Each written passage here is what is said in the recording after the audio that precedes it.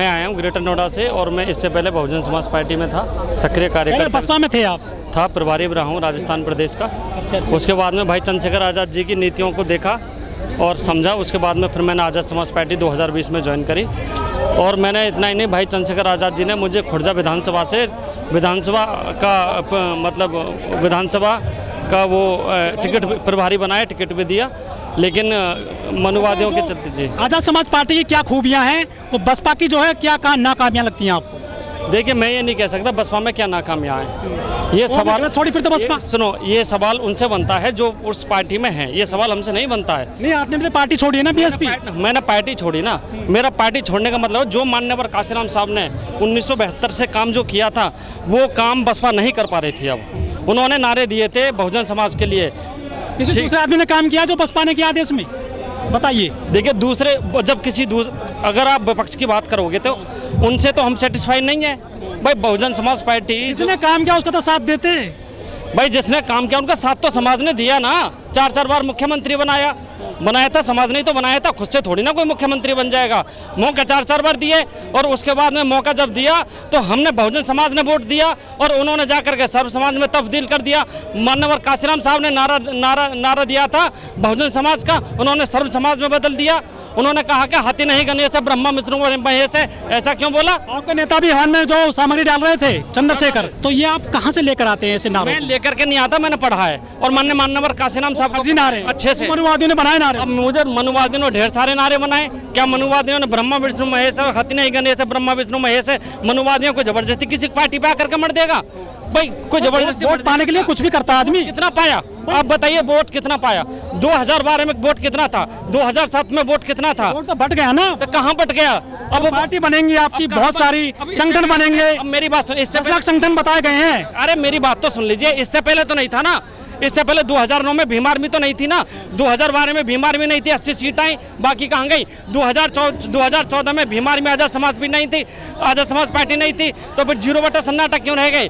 2017 में भीम आर्मी आज़ाद समाज पार्टी नहीं थी, कोई इलेक्शन नहीं लड़ा था, तो क्यों फिर हिर्जे रह गए इतने पे?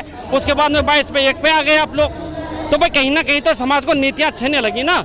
वो तो बहुत सारी पार्टियां खत्म भी हो गई देश में, और जो केवल बीएसपी के लिए नहीं है, बहुत से जीरो पे आ गई क्या पार्टी? मेरी बात सुनिए, आपसे मैं पत्रकारों से एक सवाल करता हूं आपके चैनल के माध्यम से। आपने कहा जब बहुजन समाज पार्टी तो थी, दूसरी पार्टी बनाने की क्यों जरूरत पड़ी? इससे पहले माननीय काशीराम साहब ने बहुजन समाज पार्टी का गठन 1984 में किया था, लेकिन बाबा साहब डॉक्टर अम्बेडकर ने तो आरपीआई बनाई थी। फिर क्यों जरूरत पड़ी माननीय काशीराम साहब को पार्टी बनाने? बार आए वो कौन सत्ता में है कभी? वो आरपीआई वाले नहीं पकड़े हुए। सत्ता की बात नहीं कर रहा हूँ आपसे सत्ता की बात मैंने कब की है? मैंने तो केवल पार्टी की बात करी है ना। आप भी मुझसे पार्टी का सवाल कर रहे हैं कि पार्टी में पहले भी पार्टियां बहुत बनी, बहुत खत्म हो गई, ये हो गया वो हो गया। सवाल ये नहीं है। आप देखो, ये भी हमारे हैं, वो अगर काम कर रहे हैं कहीं तो अच्छी बात है, करना चाहिए। वही लोग यहाँ हैं। आप मुझसे सुनो, एक सेकंड, कैसे टक्कर दे पाओगे उन लोगों को आप? मेरी बात सुनो, हमारी लड़ाई है ही नहीं, वो भी तो अपने ही है। हमारी लड़ाई मनुवाद से है, हमारी लड़ाई बीजेपी के तानाशाही से है। हमारी जो लड़ाई है, जो मनुवादियों को बढ़ावा दे रहे हैं उनसे है। वो हमारी लड़ाई उनसे है जो हमारे नेता पे जाकर के पीछे से वार करते हैं, आत्मघाती हमला करते हैं। हमारी लड़ाई उनसे है। हमारी लड़ाई संविधान को बचाने की है, हमारी लड़ाई वोटों को इकट्ठा करने की है, हमारी लड़ाई बहन बेटी की सुरक्षा की है, हमारी लड़ाई मजलूमों की, गरीबों की है, सड़क पर रखने वाले लोग होते हैं। हमारी लड़ाई ये है। हमारी लड़ाई ये नहीं है कि बीएसपी के पास क्या है, फलाने के पास क्या है, उसको कैसे हराना है, उसको कैसे जिताना है, ये चीज़ नहीं है। यही सवाल हुआ करता था जब माननीय काशीराम साहब बहुजन समाज पार्टी बनाई थी, कि जब सारे लोग तुम्हारे कांग्रेस को वोट दे रहे हैं, और पहले हमारे लोग भी कांग्रेस को वोट दिया करते थे, तो उस समय माननीय काशीराम साहब से लोग बोला करते थे कि हमारा सही वोट कांग्रेस को जा रहा है, तुम तोड़ने के लिए आ गए। लेकिन सही आज वो इतने बरस 4 दशक बाद ये चीज़ दोहराई जा रही है। फिर हम लोगों को ये बोला जा रहा है कि चंद्रशेखर तुमने क्यों पार्टी बनाई? क्योंकि ऑलरेडी पहले से पार्टी है। अगर वो पार्टी और वो संगठन अगर अच्छे से काम कर रहा होता, इनको काम करना, इस नौजवान को काम करना, बनाओ इसमें जिला अध्यक्ष कौन बनाएगा? बनाओ। और उनको बना, बुजुर्ग निकल गए, उनकी गुलामी करते करते। दूसरी चीज़ ये है कि हमारा जो एजेंडा है, हमारा एजेंडा ये नहीं है कि वो लोग क्या कर रहे हैं ना, हमारी उनसे कोई लड़ाई, वो भी अपने ही है, यहाँ भी अपने ही हैं। और आप देख लीजिए कि मैं जनाब आपकी एक बात बता देता हूँ, 2027 के बाद वो भी सारे के सारे नेता इधर ही शिफ्ट होने वाले हैं। आप जाओगे उधर? ठीक है ना, कहाँ जाएंगे? आप अखिलेश के पास चले गए थे एक सीट के लिए। एक मेरी बात, किस सीट के लिए चले गए? वह हम बहुजन समाज, खाली हाथ आ गए? सुन तो लो, बहुजन समाज की हम लोग लड़ाई लड़ रहे थे। एक सीट का सवाल नहीं था, बहुजन की अस्मत का सवाल था। बात एक सीट नहीं था। मेरे नेता ने तो ये भी बोला था कि अखिलेश भाई जरा मुझे बुलाएं तो मैं आ जाऊंगा। वो सवाल उनका है, बड़े लीडरों का, ये सवाल मेरा नहीं है। वो हमारे राष्ट्रीय अध्यक्ष जान है, वो राष्ट्रीय अध्यक्ष। लोग ये कहते हैं कि आजाद समाज पार्टी बना करके गलती कर दी है, संगठन बढ़िया चल रहा था समाज को न्याय दिलाने के लिए। कौन लोग कहते हैं? समाज के लोग कहते हैं। समाज के लोग तो यहाँ हैं, ये सारे समाज के लोग हो गए। हाँ, तो इन समाज के लोग ही हैं ये भी, और कहाँ से आए? ये लाखों हैं। वो कितने लोग हैं? जितने लोग यहाँ आए इससे ज्यादा बाहर हैं। बन जाएगी, है ना? सरकार बनेगी इन लोगों तो से। सरकार क्यों नहीं बन सकती? मुझे जवाब इस सवाल का जवाब दीजिए। जनता ही तो बनाती है सरकार। इससे पहले सरकार किसने बनाई थी? बहुजन नहीं तो बनाई थी सरकार।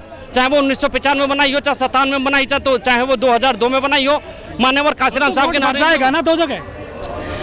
मेरा आपसे एक जवाब है, सवाल है, और मेरा आपसे ये सवाल है कि आप इस पर ना करके ना, आपसे एक सवाल हम करते हैं। मान्यवर काशीराम साहब ने कहा था कि मैं अपने किसी भी परिवार के सदस्य को पार्टी में नहीं लेके आऊँगा। वो एमएलए एमपी और कोई मंत्री संतरी नहीं बनेगा, मुख्यमंत्री नहीं बनेगा। कि बोला था या नहीं बोला था?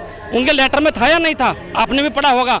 उनके चमचा युग में था या नहीं थे? सारे सवाल थे, वो जवाब थे या नहीं थे? लेकिन उसके बाद भी मान्यवर काशीराम साहब ने, जब तुमको वो अपना भतीजा बनाना था तो काशीराम साहब के भतीजों को बनाने में क्या दिक्कत थी? उनकी बनाने भतीजे को दिक्कत है। सोनिया गांधी अपने बेटे को बनाते नहीं, दिक्कत नहीं होती। उनकी मिशन नहीं है, उनकी पार्टियां मिशनरी नहीं है। आप अपने को की पार्टियां नहीं है, नहीं है उनके आधारित पार्टियां। उनकी राजनीतिक पार्टियां हैं, सामदाम दंड भेद वाली पार्टियां हैं। राजनाथ वो है रक्षा मंत्री, उनका बेटा विधायक है नोएडा से। तुम बीजेपी की बात करते हो, तो बताओ। अब एक मिनट सुनो, अब सुनो मनुवादी की सुनो। वो करे तो ठीक, मेरी बात तो सुनो। तो गलत। आपको ये पता जब से बीजेपी बनी कितने राष्ट्रीय अध्यक्ष चेंज हो गए? आप जानते हो कितने राष्ट्रीय अध्यक्ष चेंज हो गए? परिवारवाद चल रहा है। बिहार में जाओ, परिवार कितने राष्ट्रीय अध्यक्ष चेंज हो गए? मेरी बात सब कितने बीजेपी पे निशाना लगाता हूँ, वो बीएसपी पे। बीएसपी में हमारा निशाना ही नहीं है। हमारे लीडर है ना भाई, हमारा लीडर तो है भाई। बहन बेटियों का असमत लूटते कौन जाता है? चंद्रशेखर आजाद जाता है, कौन जाता है? अब बहन बेटियों की असमत लुटती है, गोली से मार दिया जाता है, कौन जाता है? मूछों के ऊपर ताव देने के पीछे हमारे समाज के राजस्थान में जाकर मार दिया जाता है। एक लड़का घरे से पानी पी लेता, छोटा सा बच्चा, उसे मार दिया जाता है। तो फिर वहाँ कौन पहुँचता है? जाती है तो बहन जी एक बार सहारनपुर चलेगी तो समाज ने वोट है। बहन जी सुल्ताने जाती हैं कहाँ? सहारनपुर में। तो सहारनपुर में चली गई सब, और बहन जी का ही तो वोट है ये भाई। जिस समय बहन जी का वोट था उस समय बहन जी को वोट दिया था, मरा भी था, लड़ा भी था, झगड़ा भी था। लेकिन उसके बावजूद हमारे नेता पे असमत गोली चलती है, कोई उफ तक नहीं करता यार। क्या वो समाज के नेता नहीं है? प्रवीण कबीर भरतपुर से बीमार में जिलाध्यक्ष। आप राजस्थान से आए हैं? जी जी। वहाँ तो बहुत अत्याचार है दलितों पर राजस्थान में। तो बिल्कुल बिल्कुल सच्चाई है, इसमें कोई संदेह नहीं। क्योंकि राजस्थान के अंदर कांग्रेस की सरकार है, और राजस्थान का शुरू रहा है कि 5 साल बीजेपी, 5 साल कांग्रेस। पिछले समय में देखा जाए तो राजस्थान में कांग्रेस थी, अब भी वर्तमान कांग्रेस है। कांग्रेस ने इतना अत्याचार कर रहा है कि कहीं भी दलित सुरक्षित नहीं है। इतने कमजोर है दलित राजस्थान में कि आप पढ़े लिखे नहीं है या पॉलिटिकल मजबूत नहीं है। नहीं, इसका मैं सीधा सेंटर ये है कि जो वहाँ के पॉलिटिकल लीडर हैं, एमएलए और मंत्री हैं, वो सरकार से दबे हुए, वो बिल्कुल समाज के हित में कार्य नहीं कर रहे हैं। कहीं भी समाज को न्याय दिलाने का काम नहीं कर रहे हैं, जिससे समाज सुनिश्चित हो सके। आप कहते हैं कि बीजेपी खराब दलितों के लिए, वहाँ तो कांग्रेस की सरकार है। नहीं, बिल्कुल माँ शेड्यूल है ना, 5 साल बीजेपी, 5 साल कांग्रेस। केंद्र सिक्के के 2 पहलू है वो। बिल्कुल एक ही सिक्के के 2 पहलू है, कभी हेर कभी टैल, उनका ही चलता है सब कुछ।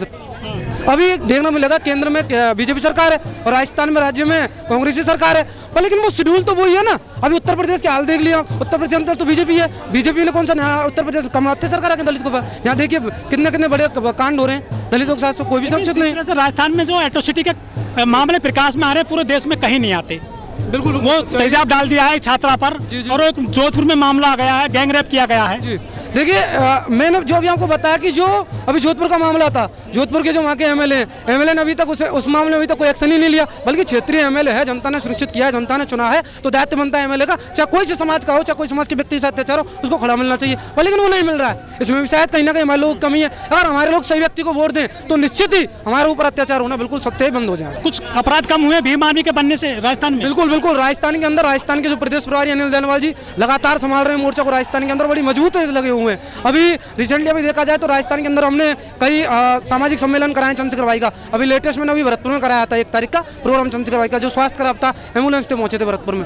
करीबन 50,000 की भीड़ के बीच में वो लोहागढ़ स्टेडियम प्रोग्राम हुआ था। तो राजस्थान के अंदर कमजोर नहीं है दलित, पर लेकिन अपन प्रोटोकॉल को मानने वाले व्यक्ति एक संगठन से बंधे हुए हैं, उस प्रोटोकॉल के तहत चलते हैं। और माननीय चंद्रशेखर आजाद का अनिल जैन का आदेश आता है, उनका हमारे पास आता है, उनका जो आदेश आएगा अपन उस आदेश को फॉलो करते हैं। और निश्चित ही राजस्थान में आप बिल्कुल इसे भ्रम मत ही, राजस्थान का दलित बिल्कुल कमजोर नहीं है, राजस्थान के अंदर भीम आर्मी कमजोर नहीं है। हाँ, भरतपुर का इतिहास पढ़ देखिए, राजस्थान के अंदर भीम आर्मी का नाम लिखता है तो सबसे पहले भरतपुर का नाम लिया जाता है, क्योंकि राजस्थान के अंदर भरतपुर वो जिला है जाने जिसने भीम आर्मी जब खत्म हो रही थी राजस्थान के अंदर तो भरतपुर ने शुरुआत की थी भीम आर्मी को खत्म। लेकिन जो सामाजिक संगठन है आपका भीम आर्मी, लोग कहते हैं जब तक सत्ता में नहीं आ पाओगे अपराध कम नहीं होगा दलितों पर, आदिवासियों पर। नहीं, बिल्कुल आपकी बात से मैं सहमत हूँ। जब तो माननीय चंद्रशेखर आजाद जी ने आजाद समाज पार्टी का गठन किया है, क्योंकि सत्ता तो जरूरी है। हमारे लोगों के ऊपर अत्याचार होते हैं, अपन समाज के हित में कार्य कर रहे हैं, हमारे व्यक्तियों के ऊपर केस लगते हैं, मुकदमे लगते हैं, लाठीचार्ज होता है, तो हमारी जो संसद में आवाज उठाने वाले व्यक्ति वो कोई नहीं है। इसलिए दलित सांसद तो हैं आपके? नहीं, दलित सांसद हैं तो वो आवाज तो नहीं उठा रहे, समाज हित में तो कार्य। गारंटी आप उठाओगे भविष्य में? नहीं, बिल्कुल उठाएंगे, क्योंकि भीम ऐसा ही कहते हैं। नहीं, आप भीम आर्मी का इतिहास उठा के देखिए, भीम आर्मी ने जो वादा किया है, भीम आर्मी अपने वादे पे खरी उतरी है। चाहे आप कोई सा प्रकरण लीजिए या कोई सी बात ले लीजिए, माननीय चंद्रशेखर आजाद जी ने कभी भी पीठ पीछे बात नहीं किया, वो सामने से करते हैं जो करते हैं। लेकिन जालौर में घटना हुई थी, पता है, दलित बिल्कुल उसको न्याय नहीं मिला, अरेस्टिंग हुई है। बिल्कुल आपकी बात से मैं सहमत हूँ। जालौर की जो घटना हुई थी, जालौर के अंदर माननीय चंद्रशेखर आजाद जी ने 2 बार जाने का प्रयास किया, उनको नहीं पहुंचने दिया। तीसरी बार माननीय चंद्रशेखर आजाद जी को क्यों नहीं दिलवाने नहीं आया? वो जो पीड़ित महिला है बिल्कुल लगे हुए हैं, राजस्थान की टीम महीने से अरेस्टिंग नहीं हो पाई आरोपी की। बिल्कुल आपका जिलाध्यक्ष है जो भीम आर्मी का है, जो जालौर का है। हाँ है, तो क्यों आप पहले अपने अधिकारी को न्याय दिलवाओ? आदरणीय जी, ऐसा है कि माँ के जो क्षेत्रीय टीम है वो लगातार लगी हुई है। मैंने कहा ना कहीं घूम करके उसको दबाव है क्या भीम आर्मी का? बिल्कुल दबाव तो है ही। तो क्यों नहीं गिरफ्तार करने दे रहे हो आप उसकी जो आपको भीम आर्मी का आरोपी है? मैं एक बात बताऊं, भीम आर्मी का आरोपी नहीं, आप ये बात कैसे कह रहे हो? भीम आर्मी है ना वो आरोपी? नहीं, तो भीम आर्मी का कहाँ से हुआ? वो जिलाध्यक्ष है आपका, वो नहीं है भीम आर्मी का जिलाध्यक्ष। तो हटा दिया ना आपने उसको? तो वो नहीं रहा आदरणीय जी, वो पहले भी नहीं रहा। अगर वो जिलाध्यक्ष होता तो माननीय चंद्रशेखर आजाद जी उसको संज्ञान में लेते मामले को, वो नहीं रहा। ये तो माँ के जो कहते हैं ना गोदी मीडिया ना, उन्होंने उस मामले को भीम आर्मी को बदनाम करने के लिए बोला खुद भाई। पीड़िता ने बोला, पीड़िता के ऊपर तो दबाव था, लगातार दबाव है। हाँ, उसकी लगातार वीडियो देखिए वायरल हो रही है। पीड़िता के ऊपर तो इतना दबाव रहा कि उससे तो ये कह दिया कि हमें तो न्याय मिल गया है, जबकि न्याय तो अभी तक नहीं मिला उस परिवार को।